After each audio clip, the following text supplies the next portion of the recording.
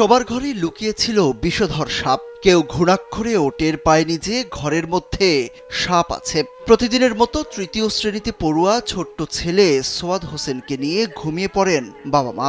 মধ্যরাতে ছোট্ট সোয়াদ ঘুম থেকে চিৎকার দিয়ে উঠে। বাবা মাও জেগে উঠে দ্রুত ঘরের লাইট জ্বালান। এরপর যা দেখেন তা চোখ কপালে ওঠার মতো। ছোট্ট সোয়াদকে দংশন করে বিষধর একটি সাপ মশারির নিচ দিয়ে চলে যাচ্ছে দেখতে পেয়ে চিৎকার দিয়ে উঠেন বাবা মাও।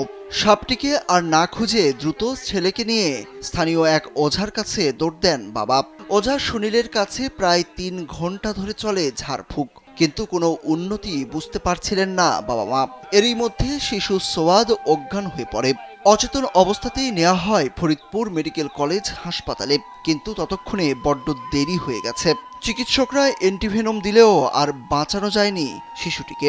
আমার মনে ঘুমাইছিল, ঘুমাইয়ে থাকি হঠাৎ করে আমার মনে আম্মু কয়ে ডাকি উঠেছে, কান্দে উঠেছে। কান্দে উঠে কছে আম্মু আমার এই আঙুলি কামড় মারেছে তো ইঁদুরে। আমি ইঁদুর ফেলা দিছি, জারি দে ইঁদুর ফেলা দিছি হইলেও এই দপে পড়িয়ে গেছে। আমি কোনো কথা আগেও না দেখি, আমি যে কৃষি কামড় দিলেও আমি আগে ওই খাটের তল আমি এম্বা দেখতেছি যে কৃষি কামড়ালো। এদিকে বুকের মানিককে হারিয়ে পাগলের মতো হয়ে গেছেন মা। মা আর স্বজনদের কান্নায় ভারী হয়ে উঠেছে আশপাশ। প্রতিবেশী ও আত্মীয় স্বজনরা ভিড় করেছে বাড়িতে। সামান্য ভুলে ছেলেকে চোখের সামনে মৃত্যুর কোলে ঢলে পড়তে দেখলেন মা। মা সারপার আউরির হনে খালি খরমার করতেছে, দাদি আবার ঘর খুলে দেখতেছে। দিয়ে হইতেছে চা উঠেছে, ওই সবজির মা আমার মুনি তুমি আর পাইলে না, তোমার মুনি শেষ। এই কথা কলি ওর আব্বু কান্দে ঘরেতে বেরিয়ে গেছে, আমু বেরিয়ে আমি কাছে কোনো দিক যায় না, আগে মুনির বান্ধ হাত বান্ধ।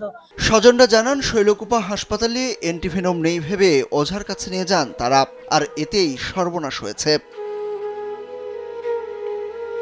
হৃদয় বিদারক এই ঘটনাটি ঘটেছে ঝিনাইদহের শৈলকুপা উপজেলায়। নিহত শিশু সোয়াদ হোসেন উপজেলার চর ধলহরাচন্দ্র গ্রামের আলম মণ্ডলের ছেলে এবং ছাইভাঙ্গা সরকারি প্রাথমিক বিদ্যালয়ের ৩য় শ্রেণীর শিক্ষার্থী। সুরুজ আহমেদ, কালবেলা।